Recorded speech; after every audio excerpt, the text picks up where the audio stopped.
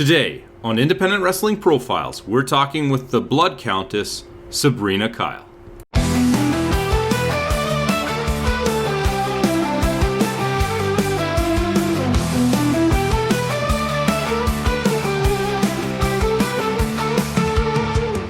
What's your earliest memory of discovering professional wrestling? When I was about 8 years old, I saw The Brood on TV, and specifically Gangrel.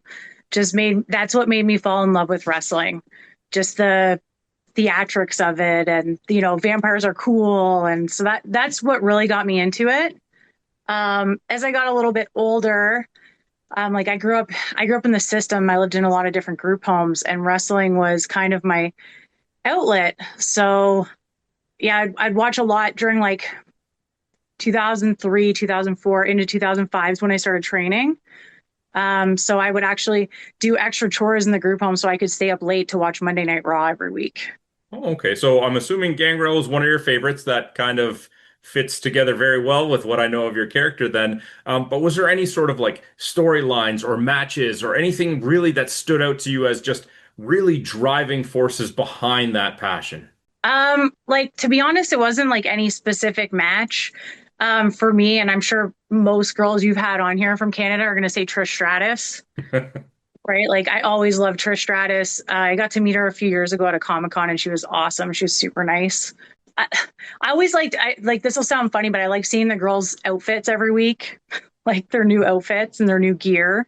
I still enjoy seeing what they're going to wear at WrestleMania or the Royal Rumble.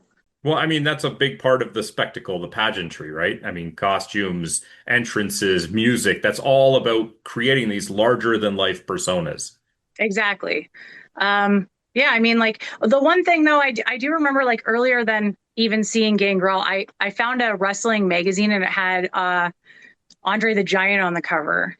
Oh, And so that kind of started my interest. My brother didn't really watch it that much until I was, about 12, 13, and then I would watch it with him. But the other thing was I grew up, like when I lived at home, I lived in the country and we didn't have cable. oh. So I would have to get my brother to record it on a VHS so I could watch it later. Yes, people today don't realize how accessible it is to them. We definitely had to do that. I remember many nights of picking up a VHS from my friend's mailbox because I didn't have it either. At what point during that fandom did it start to kind of spark in your mind that this might be something you'd like to explore? This might be something that you'd like to participate in some capacity?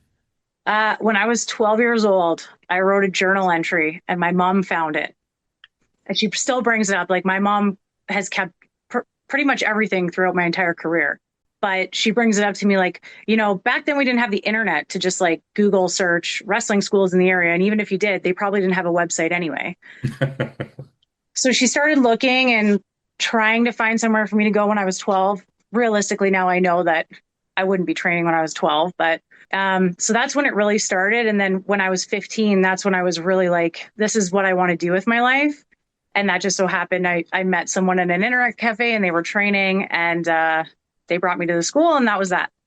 Okay. And at 15, they were okay training you? Is that too young of an age or is that pretty standard?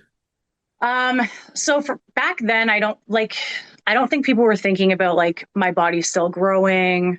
You could have lots of injuries from bumping. I run kids classes at the school, but they use mats and they're not taking moves. Like they're learning how to lock up and do rolls and stuff. And I have an ECE actually running those classes.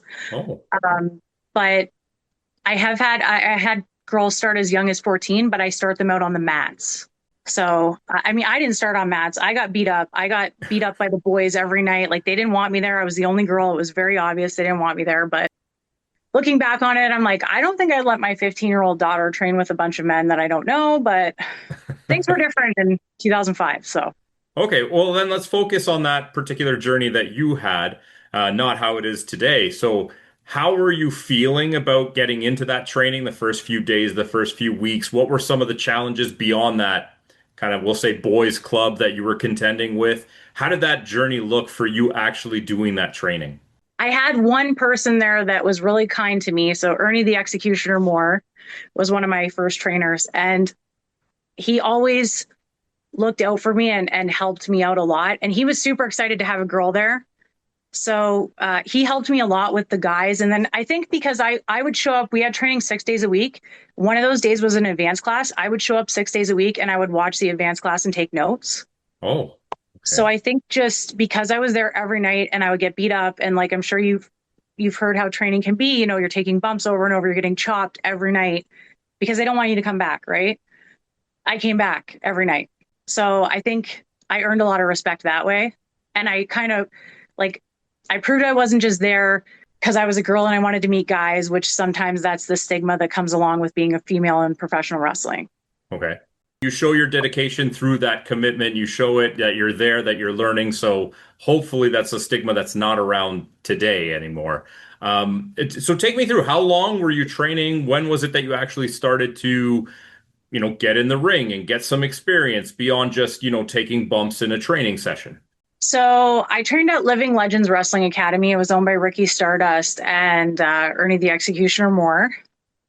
And after a couple months, they decided to bring in trainers to specifically just work with the girls.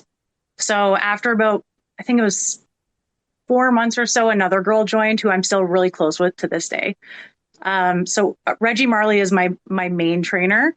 And then Dave Linton, I don't know if a lot of people will remember, like no one would know who he is, but he was pretty big here around that time.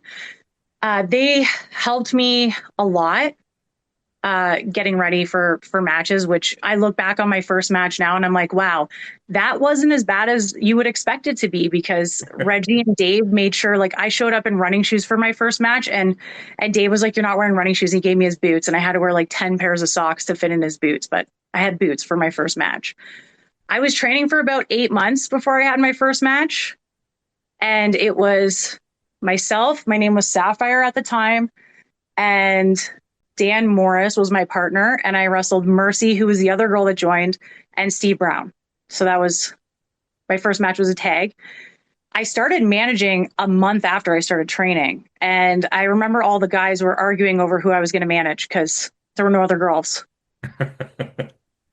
So I ended up with Dan Morris, and I was with him for quite a while. And so I was on a lot of shows. Like I did LLW, LLWA, NSW. My first like real show out of my school was a PWA show, and I wrestled Portia Perez in the first round of the tournament, and I lost. And then I ended up, it was me, and I can't remember who my partner was, but I wrestled Cherry Bomb, so Allie from AEW and TNA, and Crystal Banks. Okay. And can you take me through some of the emotional response to those matches? Maybe the feeling of being like, hey, I'm actually doing this, or maybe the nervousness, the confidence. Like, how were you feeling from beyond just the physical training when you actually started doing those matches? I can't exactly, like, it was 20 years ago, so it's not like Hmm. super fresh in my memory, but like I was excited. Like I feel like I get more nervous now than I did when I first started out. But I mean, I'm working with my students. I want them to do well and myself do well right now. But I just remember being really happy. Like I said, I came from group homes and I didn't have, like, I did have a family, but I didn't, I wasn't living with my family, and wrestling and the people in wrestling became my family. So it wasn't like I'm going to all these shows, people I don't know, where I would probably be super nervous. But it was, everyone was so nice to me when I started working. And a lot of the girls, like Cherry Bomb, Misty Haven, 21st Century Fox, like they were all like great. They were so helpful and so nice to me that I think that helped with me being so, nervous or whatever. Like I was being taken care of essentially, right? Yeah, I don't know much. Like 20 years, I've been hit on the head a lot. I mean, like I'll watch footage of me and I'm doing like promos with somebody, and you can tell I'm like scared shitless, that I'm like, I don't know what to say. Hopefully nobody's gonna ask me to talk. I'm still, in a lot of ways I'm like that. I'm not super vocal. I'd rather have a manager speak for me. But that's the one thing. If you watch like me when I first started, I looked like kind of like deer in the headlights, like I don't know what to say. So I must have been kind of nervous, but not overly. What are some of the key highlights that come to mind when you think back to your career, whether they were not necessarily great matches, but maybe milestone moments or surreal moments, or even just chance encounters with other personalities or fans that you hold really dear to your heart when you think back to the career? So my number one is I tagged with Gangrel 2 years ago. Oh, okay. So the video's online. I come out, I'm at the bottom of the ring like this. He's up on, spits his blood all over me. It was awesome. That was the dream. So that was like, that's the main thing. But as far as other things, like I got to wrestle Sarah Del Rey when I was 17 years old. I'm sure everybody should know who she is. She's Claudio's wife. She's like one of the head trainers for WWE. And she's just, in my opinion, one of the best wrestlers ever in the world. So I got to wrestle her when I was 17, which is not very many people can say that. um, I got to wrestle Awesome Kong. Oh, Uh, wow. she was so nice, and she spent the whole weekend hanging out with my mom because they were both smokers. So my mom got to like hang out with her all weekend. My mom's got photos with her and stuff. But she was one of the nicest people I've met. Um, I did a couple northern tours Mhm. with Ernie Todd, and I really enjoyed those because I got to see parts of the country that no one else will get to see, and I got to meet people that don't even speak English; they only speak Inuit. But they were so like thankful for us to be there. And I still remember I have pictures with some of the little girls. And this was when I was like 21 years old.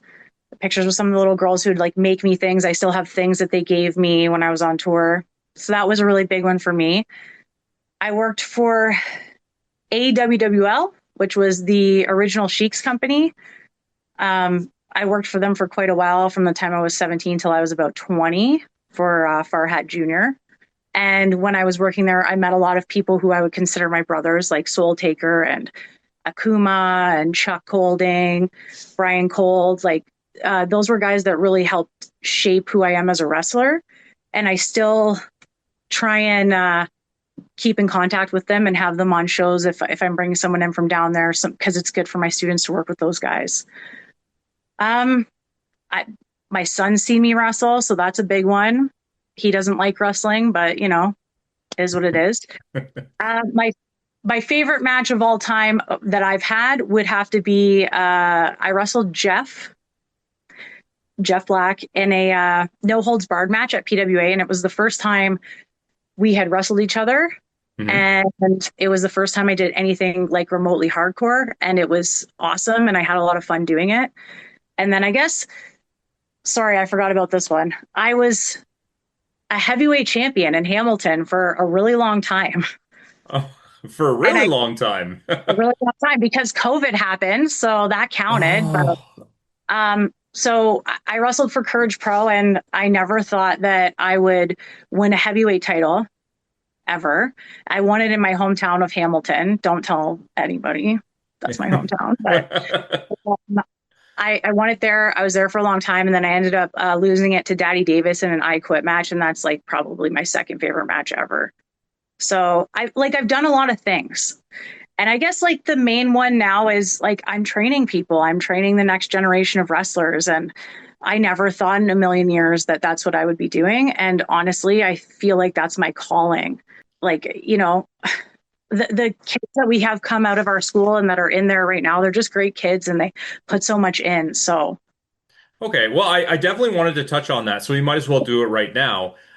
Because I really wanted to explore what you're currently doing with this new wave of students and what that means to you. It sounds like, you had quite the support system, and I'm sure that that is something that you've carried with you now and that you want to further on forward to the other students. So talk to me about the importance and the value of what you're giving back to the industry. uh yeah, so I work a lot with the girls. I sometimes do the co-ed classes, but that's mainly Jeff.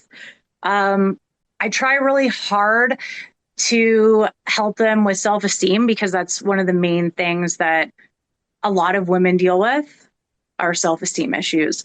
So, I've had girls come in and like they come in and for the first couple months they're like this and they apologize for everything. So I made a rule that if you apologize for nothing, you have to do push-ups because why are we apologizing for nothing? Um, I try really hard to work with them on psychology because I think that's one thing that sometimes is lacking. Um, Especially like with women's wrestling a lot of the time, and this isn't anybody specific. I noticed it a lot in the United States, like girls will learn how to bump and then they'll be like, oh, you can bump now, so we're going to put you on shows. And it's really doing them a disservice because as other females, we look at them and we go, well, I don't really want to work with that person because they might not be safe, right? So I try really hard to push them to watch wrestling, to push them to learn about the history of wrestling, to learn about the history of wrestling in Ontario, because that's really important, especially if you're going to work with someone who's, I mean, there's not a lot of us left, but if you're working with one of the dinosaurs, you're going to, you know, and you don't know who someone is, that they might judge you for that. I try and help them get as far as they can get.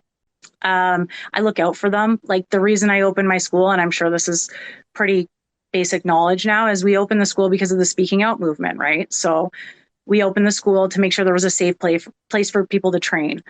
So it's really important to myself and Jeff that, you know, our students aren't working with someone who's, you know, could harm them or has harmed someone else in any way.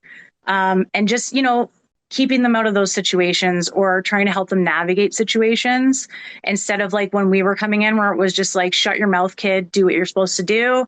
You don't say anything, right? Because then you're going to lose your booking. So wrestling's come a long way, but we're still not there yet. But I try really hard, even with the guys, like they're a great group of guys. Jeff's done really well with them. It's just trying to make things positive in wrestling, really. At the end of the day, it's about having fun for us and about seeing our students go somewhere where they want to go. And that's all I care about. I could care less how often I'm wrestling. Jeff can care less how often he's wrestling. At this point in our careers, we're trying to make sure that our students get where they want to go.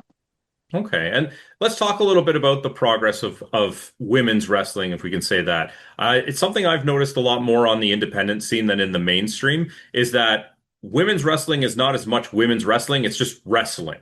How important is it to you to be contributing to the idea that it's breaking down that barrier of men's wrestling versus women's wrestling and just creating a stigma-free, like just wrestling? Yeah, I like to say, so when someone's like, oh, who's your favorite female wrestler? I'll just say, no, they're one of my favorite wrestlers. Mhm. Right. I've been saying that for a long time.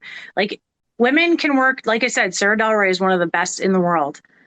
And the Shimmer revolution, like everybody says right now is the women's revolution. But like if you were watching Shimmer in like 2000, what is it, 2007-ish, like those are the girls that paved the way for the girls now. And a lot of those girls can work harder, just as hard or harder than the guys. And it's still the same way. Um, I'd love to see that kind of like stigma disappear. I don't know how soon it will because I still see sometimes I end up on Wrestle Talk when I'm on TikTok and I'm just like, these people are the most toxic people ever. Like just like a girl messes something up and it's blown way out of proportion. Guys can mess 20 things up in their match and it's like everyone forgets about it. No, that makes sense. And hopefully with the work that you're doing and other females across the country as they improve in this, that becomes less and less of an issue. If you don't mind, I'd like to jump back to yourself though. One thing that I really want to talk about, especially with it being, you know, kind of almost Halloween season, is your character.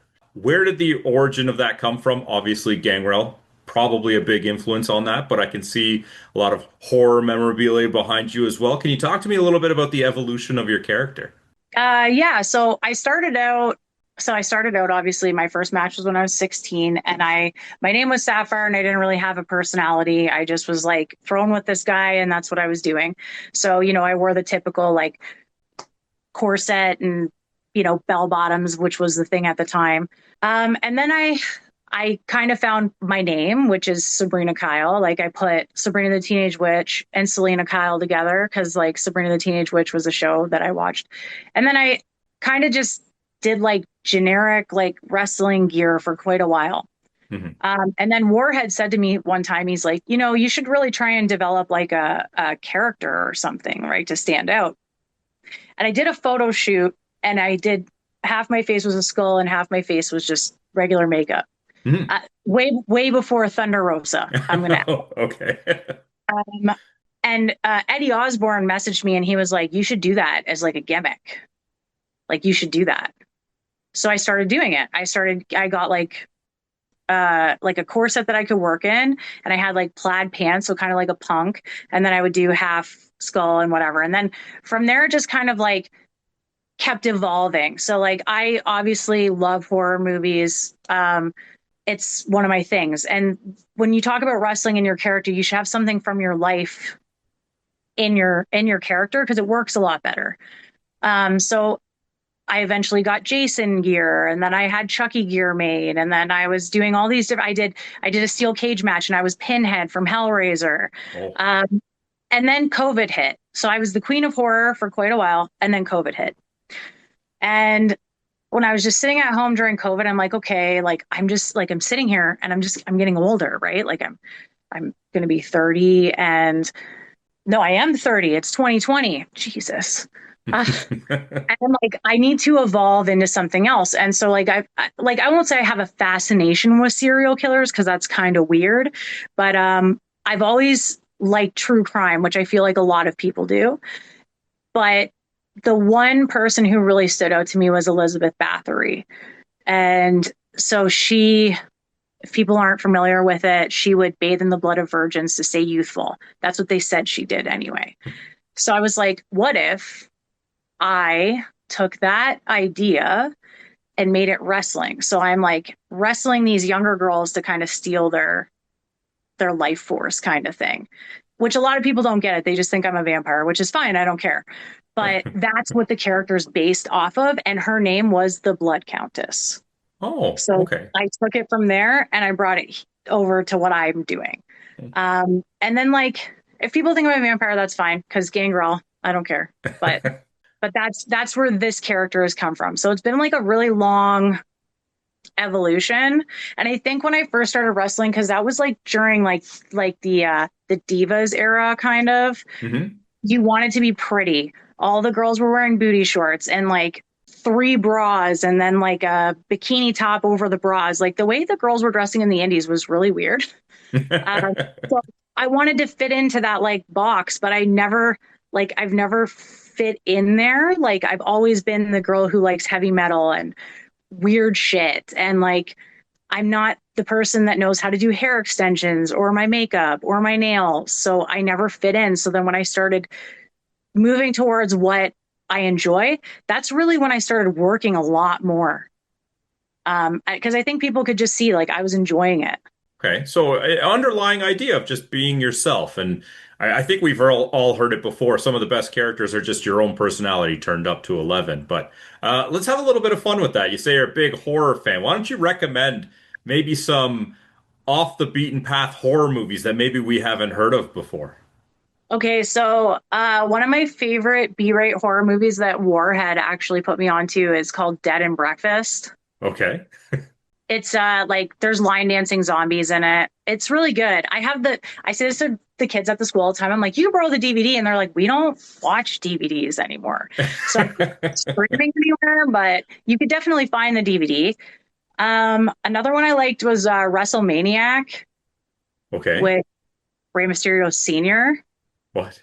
And do you remember Layla? She won the Divas search, or she was in the Divas search, and then she was also one of the girls on that show with Howie Mandel when you would pick like the cases. Oh, Deal or No Deal. Deal or No Deal. Yeah, yeah. Yeah, she was on that too. She's in it. Okay. So it's like these people go to this small town to like make an adult film, but there's a crazy luchador that like is killing them all.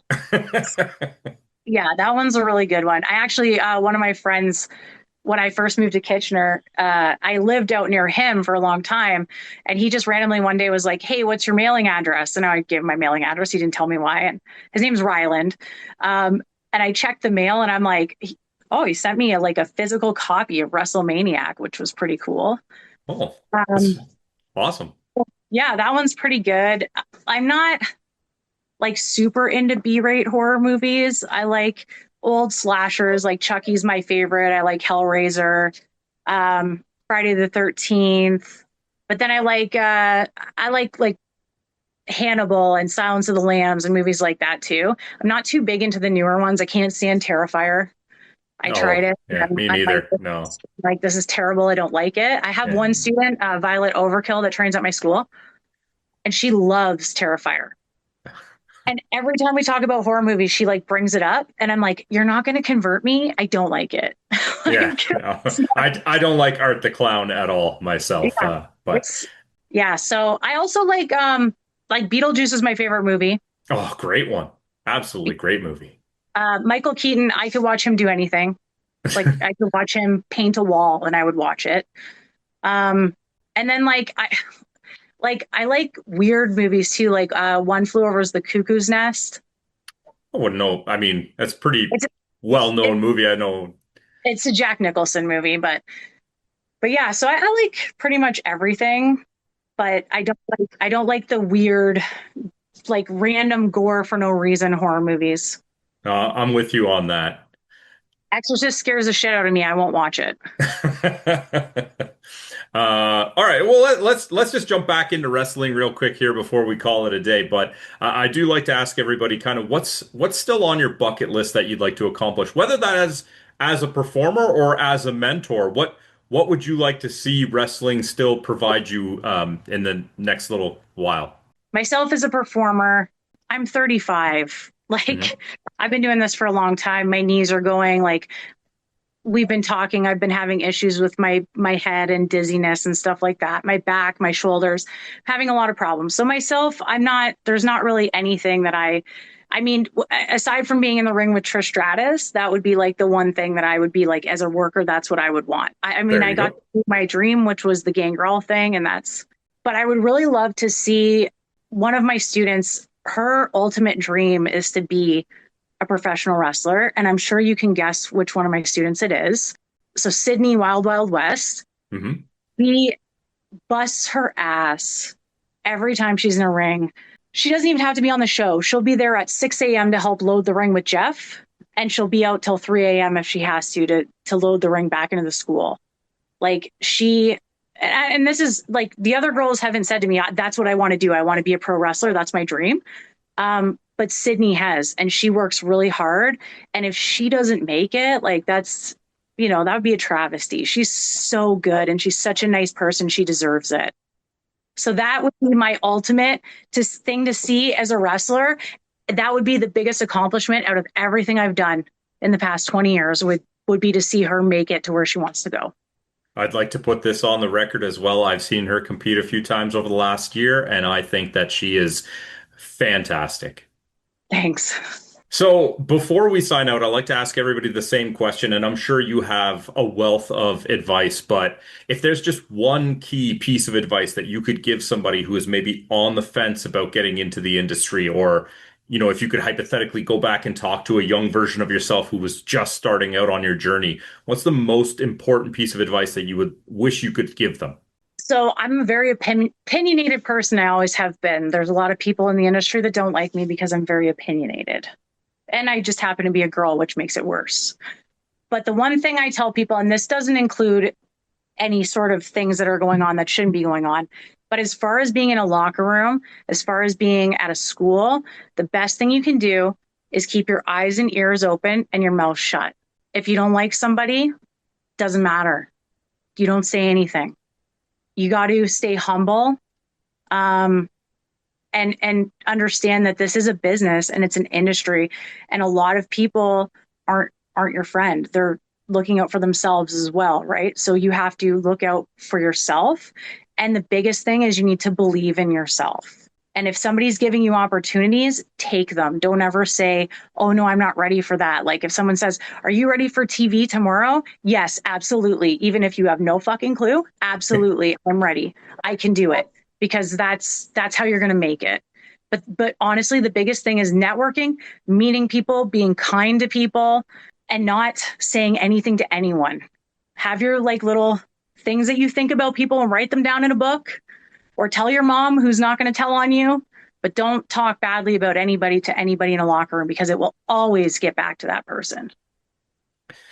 Great advice, and sometimes the simplest advice is the most important. But I want to say thank you so much for doing this. Before we sign out, can you just let people know once again who you are, maybe where they can follow you on social media, just to keep up to date with what's going on, or even what's going on with the school? Yeah, so I'm the Blood Countess Sabrina Kyle. I own Author Rope Studio. You can follow me on Instagram. It's if you look up Blood Countess Sabrina Kyle, I'll come up. I'm on Facebook as well, Sabrina Kyle. I'm on TikTok, Sabrina Kyle. I'm on Twitter or X or whatever it's called. I don't really use it because it's so negative. I don't really like it. You can also follow the school, Off the Ropes Studio. You can check us out at offtheropes.ca. I will say that we do have some really big announcements coming for an odd show next year as well. So keep your eyes open for that. It will be for Kids Ability again, so that'll all be on our socials and on our websites. And also go follow Sydney Wild Wild West because she's the next big thing. And Violet Oak and Revna and all my girls. I will put as many of those links as I can put into the description, but thank you so much for doing this. I really appreciate it. Thank you. Thank you for tuning in to Independent Wrestling Profiles. Please help out the show if you can with a like, subscription, or review. We'll see you next time.